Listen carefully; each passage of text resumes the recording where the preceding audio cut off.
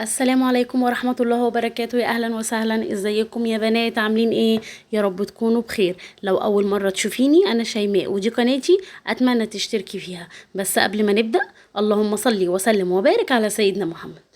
في فيديو النهاردة هنعمل مع بعض الفراخ المشوية في الفرن اللي بتكون واقفة على الستاند أو الإزازة، وهنعمل كمان معاها محشي الخضار اللي احنا كنا جايبينه في مشتريات الأسبوع ده. في الأول بحتاج زبدية واتنين بصل، وبحب اكتر في البصل اكتر من الطماطم عشان ما تدينيش طعم فراخ مطبوخة، وقرن فلفل كوبي وليمونة. يبقى من الحاجات الاساسيه في اي مشاوي انا ما اكترش في الطماطم عشان ما تدينيش طعم صلصه. عايزه تكتري مفيش مشكله، البصل بيدي طعم حلو قوي. تاني حاجه بالنسبه للبهارات الجافه، عندي ملح وفلفل اسمر، وعندي قرفه وسماق وشويه زعتر، وعندي كمان توم باودر، وعندي بابريكا مدخنه. كنت ممكن احط كمان بصل باودر، بس انا بصراحه ما كانش عندي، فعشان كده انا زودت في البصل وحطيت بصلتين. وطبعا عندي في اساسي للتتبيله بتاعه الفراخ، عندي شويه خل وشويه زيت. خلينا متفقين ان الفراخ دي عشان تتشوي في الفرن مظبوط وصح، ما يفضلش ان حجمها يبقى كبير. يعني اكبر حاجه ممكن تجيبيها فرخه 2 كيلو، لو اكبر من كده هتغيب معاكي في النار، وحت مش هتستوي بسرعه، هتاخد وقت معاكي كمان في السوا. فالحجم المناسب ليها يكون 2 كيلو. كيلو 800 كمان دي تكون ممتازة. بس بصراحة انا جبتها 2 كيلو علشان قلت هاكلها على يومين هي ومحشي الخضار، مش كل يوم بقى هقف في المطبخ واعمل اكل. فانا قلت الاكلة دي هتكفيني ان شاء الله يومين. هجيب بقى بعد كده البصل والطماطم والفلفل والبهارات الجافة، وانزل عليهم بالزيت والخل، وهبدأ اضربهم مع بعض كويس قوي في الخلاط او بالهاند بلندر. بس وانا بضرب بعد كده حسيت ان هي جافه قوي ومش عايزه الخلطه يعني تمشي مع بعض. وانا بضربها فضفت ليها نص كوبايه ميه، مفيش اي مشكله. لو عندك كبه كمان ممكن تضربي بيها، بس انا بصراحه قلت لا، هضربها هنا في نفس الطبق اللي انا هتبل فيه الفراخ، يعني عشان ما تعمليش مواعين كتيره. من ضمن الحاجات برضو اللي تنجح معايا الوصفة ديت، ان الفراخ يفضل ان هي تبقى في التتبيلة من قبليها بيوم. يعني انا الولاد لما يحبوا يخلوني اعمل الفراخ دي، لو قالوا لي في نفس اليوم اقول لهم لا، ما ينفعش. الوصفة دي عشان تديني طعم مظبوط وطعم حلو لازم تبقى من قبليها بيوم، علشان تشرب من طعم التتبيلة، وكمان علشان الزبادي تعمل المفعول بتاعها، وهو تطري لي اللحم بتاع الفراخ. فانا كده تبلتها من قبليها بيوم، وهبدأ ادخل الخلطة ديت وسط الجلد واللحم. وزي ما انتوا شايفين انا قلبتها على صدرها، لان الصدر زي ما انتوا عارفين بيكون سميك شوية، فهيحتاج ان هو يقعد في وقت اكبر من الجزء بتاع الظهر في التتبيلة. فانا بفضل ان هي تكون مقلوبة على صدرها كده، واسيبها في التلاجة من بالليل لتاني يوم، هتبقى معايا ممتازة. بس لو انا مضطرة ممكن اسيبها اقل حاجة 3 او 4 ساعات. وتاني حاجة هنعملها مع بعض محشي الخضار. بصوا انا الخضار ده كنت جايباه معاكم برضو من مشتريات الاسبوع. ودايما لما باجي بشتري الخضار فانا بفضل بصراحة ان الكوسة تكون حجمها كبير شوية، على عكس ناس كتير بتحب الكوسة تكون رفيعة. الطول ما بيفرقش معاهم قد ما هي تكون رفيعة فرقة معاهم. بس انا بالنسبة لي بصراحة انا بحب اجيبها المقاس دوت، وتكون تخينة شوية عشان ابدأ ان انا اقسمها بالنص، وتكون بنفس الحجم بتاع البتنجان. وبصراحة هي بتدي شكل حلو قوي. بعد السوا كمان بتبص تلاقي الرز طالع من فوق كده من حرف الكوسايه بعد السوا، فبيطلع من فوق بيدي شكل حلو قوي. وبرده كمان بصراحه بتسهل عليا التقوير، وما بتقعدش تتخرم مني كل شويه. فانا بفضل الحجم ده على عكس الناس كلها تقريبا. يعني انا والدتي بتحب الكوسه تجيبها ممكن تكون طويله عادي زي بتاعتي كده، بس تكون رفيعه جدا. وانا بصراحه ما يجيليش خلق اللي انا اقعد اقور الكوسه الرفيعه دي، وفي النهايه بتتخرم معايا وبتتكسر معايا. فانا بقيت افضل الكوسه اللي تكون مليانه كده تخينه شويه، علشان ويكون طولها برضو متوسط، عشان لما اجي اقسمها تتاكل على قطمتين كده، ما تكونش طويله قوي. تبقى سهله معايا في التقوير، وتكون سهله معايا برضو في الحشو. عايزه اقول لكم ان تقوير الكوسه بالنسبه لي هو الحاجه الوحيده اللي ما بتاخدش مني وقت، يا دوبك مرتين 3 كده بلفها في ايدي وخلاص، هي كده الكوسايه بتكون جهزت. بس قبل ما اقطعها بالنص بديها كده تشريحه كده بالمقوار عشان تديني الخطوط اللي بره دي. وبالمناسبه انا محشي الخضار بتاعي مش بسويه على الحله من فوق، انا بفضل دايما ان انا اسويه في صينيه وادخله الفرن، بيديني طعم شوي حلو قوي، وبيديني تحميره برضو حلوه قوي غير السلق. محشي الخضار المسلوق بيكون ليه طعم كده. والولاد عندي بصراحة ما بتفضلش طعم الكوسة وهي مسلوقة في المحشي او ايا كان. الكوسة عموما انتوا عارفين اغلبية الولاد ما بتحبش الكوسة وما بتفضلهاش. فجربت مرة اعمل لهم المحشي وهو مسلوق كده على النار من فوق، ما عجبهمش بصراحة. بس لما بدأت ان انا ادخله الفرن واشويه لا بقوا ياكلوه خالص، وبقوا يقولوا لي لا ده طعمه مختلف عن اللي بيتسلق فوق. فاعتمدت الطريقة دي. جربوها وهتعجبكم، سهلة جدا وما فيهاش اي مشكلة. معلش انا عارفه ان المقطع بتاع الكوسه ده طول شويه، بس انا كنت متعمده ان انا اوريكم الكوسايه لما اجيبها مليانه شويه وبطول متوسط واقسمها من النص قد ايه الموضوع بيبقى سهل وبينجز معايا وبيخلص كمان بسرعه. شايفين هنا بقى ما شاء الله الكوسه كلها نفس المقاس ازاي. نحاول يا بنات على قد ما نقدر ان الاكل واحنا بنعمله نبص عليه بعينينا كده. لو عينينا متقبلاه وشايفاه ان هو شكله لطيف وجميل وحلو، فانتي هتبقي متاكده ان الاكل دوت هتعمليه هيعجب اي حد يشوفه. الفكره ولا الموضوع اللي انا بحط اكل على بعضه واخلص كده بسرعه وخلاص وانجاز، لا يعني احنا خلينا دايما لما نيجي نعمل الاكل بتاعنا تكون الدنيا حوالينا مهندمه ومرتبه، والدنيا كمان تكون نظيفه، والاكل تبقى العين متقبلاه. مش عايزه اعمل محشي يبقى اجيب واحده تخينه على واحده قصيره على واحده رفيعه والدنيا هتمشي وهتعدي. لا الحاجه لما تبقى بصوا يعني كله ما شاء الله عليه نفس الحجم، مع انهم يعني كلهم مقسومين بس تحس ان كلهم مترتبين كده ومنظمين نفس الشكل. اما الفلفل ده كمان برضو هبدأ ان انا انضفه من فوق كده. انا ما بشيلهوش بالسكينة، لا انا بمسك بالقمع بتاعه كده وبصباعي وببدأ ان انا اضغط عليه واطلع كل البذر اللي فيه، بحيث ان انا اخلي الجزء اللي فوق ده مضموم، ولما الرز بتاع المحشي يجي يستوي فيه ما يطلعش منه، فهو يبقى مقفول عليه من فوق زي ما انتوا شايفين كده. ولو حد كمان يعني عنده ضوافر اطول مني شويه الموضوع هيبقى بالنسبه له سهل ومنجز كمان. نيجي بعد كده في اخر حاجه وهو البتنجان.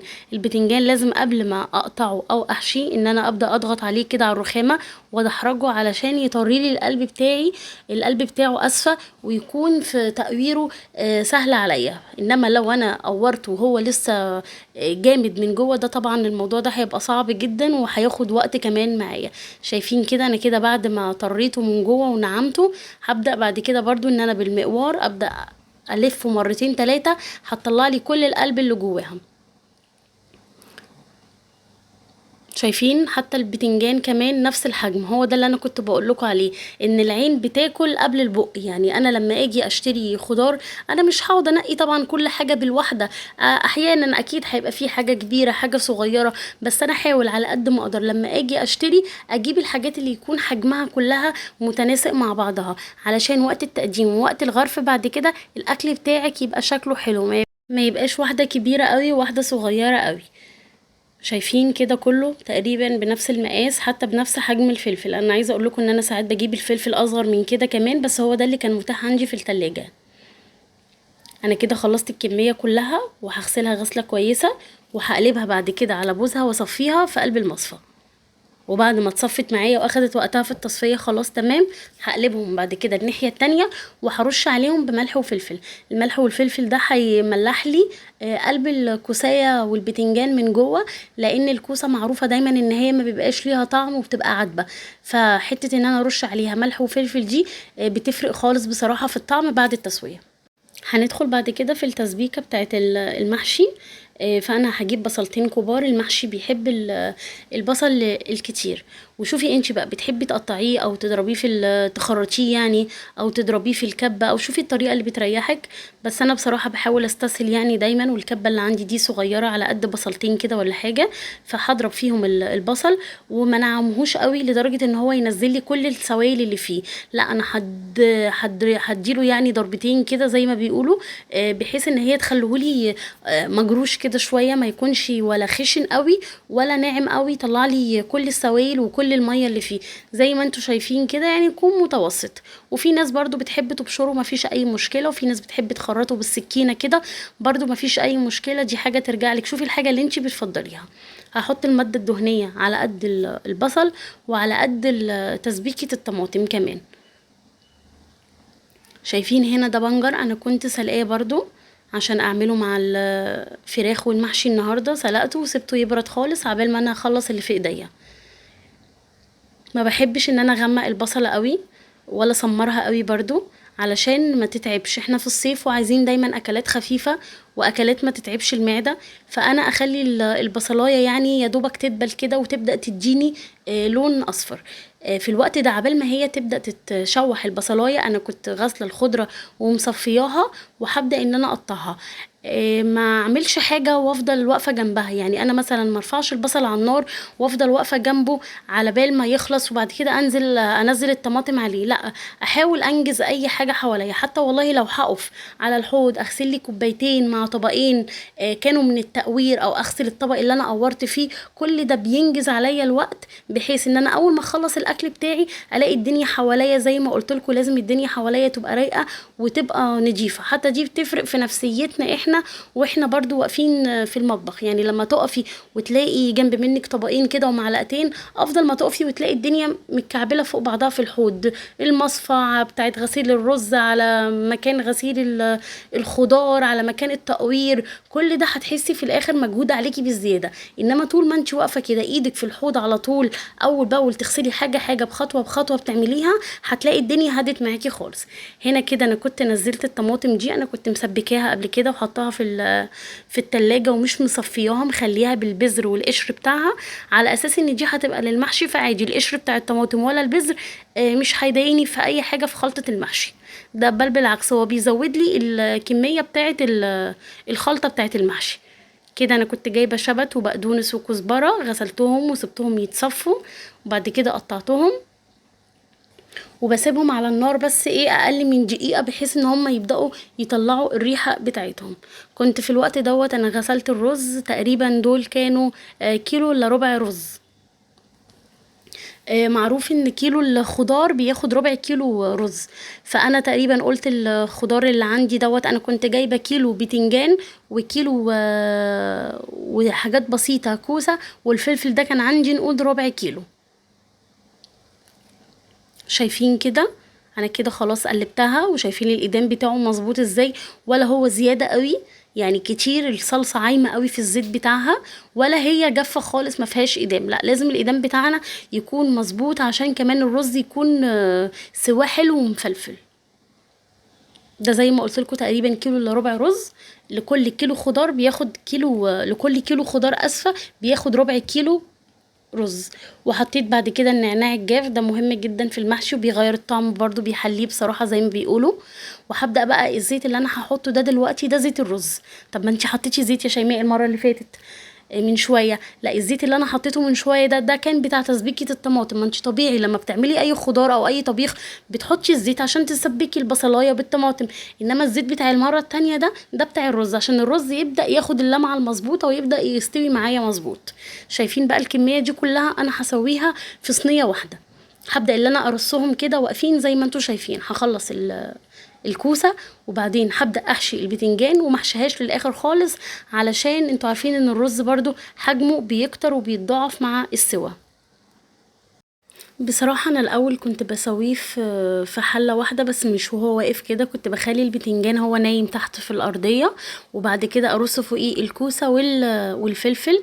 بس كانت البتنجانية بعد السوا بتبقى شكلها مش حلو بصراحة، بتبقى اكنها مبططة كده وحد ضاغط عليها، فانا توصلت بصراحة لطريقة ان هو يبقى واقف كده افضل واسهل، وبتاخد بصراحة كمية كبيرة من الخضار في صينية واحدة من غير ما اعملهم حتى في صينيتين واعمل لنفسي مواعين كتير. فانا بحاول على قد ما اقدر وانا واقفة جوه المطبخ اشوف ايه اسهل حاجة، يعني ايه اكتر حاجة تسهل عليا الوقفة.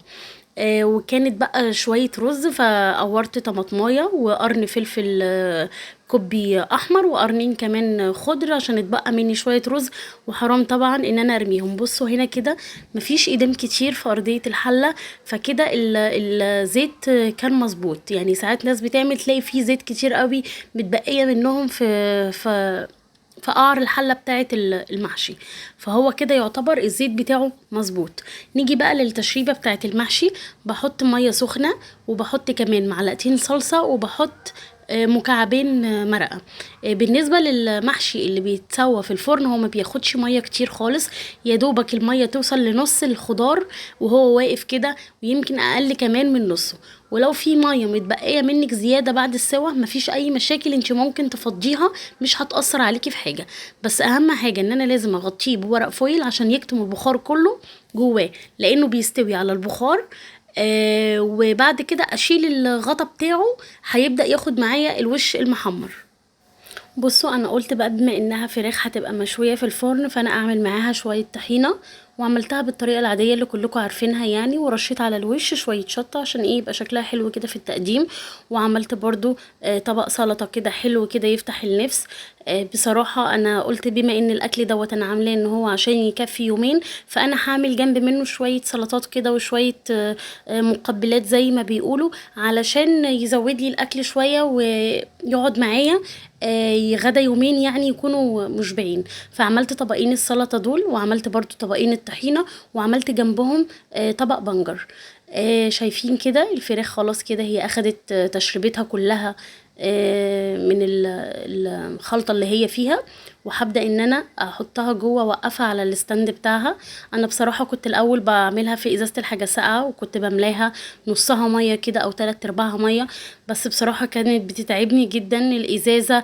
الدايره بتاعتها من تحت حجمها صغير جدا، فكانت بتقلب الفرخه كل شويه لما اجي اقلبها في الفرن يمين او شمال. فعشان كده بصراحه انا ريحت نفسي وجبت الستاند ده. هو سعره كان ب 12 جنيه ونص او ب 15 جنيه اعتقد، هو عندي بقاله فتره ما يتعداش كده المبلغ ده يعني. بس بصراحه حلو جدا وعملي كمان، وبتفضل الفرخه ثابته لان الدايره بتاعته من تحت عريضه وكبيره كده. انا كنت دخلت الفرخه الفرن بتاعي، وحطيت بقيه التتبيله في الصينيه، وزودت عليهم برضو ميه. لازم تحت يكون في ميه علشان تطلع البخار بتاعها على الفرخه وتستوي كويس. وفي نص التسوية انا لاحظت ان الفرخة بتاعتي الصدر بتاعها اخد لون بزيادة لان النار كانت عالية عليها. جبت ورق فويل وحطيته عليها من فوق علشان تعزل الجزء دوت عن الحرارة، وتبدأ تحمر لي بقية الفرخة من تحت. شايفين كده بعد السوا لونها بقى حلو ازاي وشكلها بقى جميل. عايزة اقول لكم ان طعمها كان تحفة كمان، واللحمة بتاعتها من جوه كانت بيضة وكانت طرية قوي. بصوا اللون عامل ازاي، اكني مشترياها من بره وما كلفتنيش اي حاجه. وده كمان محشي الخضار اهو. انا ما حبيتش ان انا اغمق لونه عن كده، هو اخد معايا تحميصه في الفرن بس مش قوي بصراحه، ساعات بحمصه اكتر من كده، بس الولاد كانوا مستعجلين يعني عايزين يتغدوا، فانا قلت كفايه عليه كده المره دي. بس انا في الطبيعي بتاعي لا انا بحمره عن كده. ودي سلطه البنجر اللي انا كنت عاملاها، وسلطه خضره معاها، وسلطه طحينه. زي ما قلت لكم السلطات دي بتزود لي كميه الاكل، فبدل ما يقعد معايا يوم لا هو كده هيقعد معايا يومين. يعني كل واحد هياخد له صباعين كوسه وبتنجان وقرنين فلفل كده مع حته من الفرخه وشويه السلطات كده، ودي بالنسبه له هتبقى وجبه مشبعه جدا وكويسه. شايفين اللون حلو ازاي. انا عايزه اقول لكم والله ان التصوير الكاميرا كمان ظالمه شكل الفراخ وشكل الاكل. شايفين الخضار كله اخد نفس المقاس ازاي. جربوا طريقتي وهتعجبكم، وهتكون سهله كمان في العمايل معاكم وانتوا بتحضروا او بتجهزوا لمحشي الخضار. اتمنى الفيديو يكون عجبكم واستفدتوا منه ولو باي حاجه بسيطه جدا. واستنوني في فيديو جديد، والسلام عليكم ورحمه الله وبركاته. مع السلامه.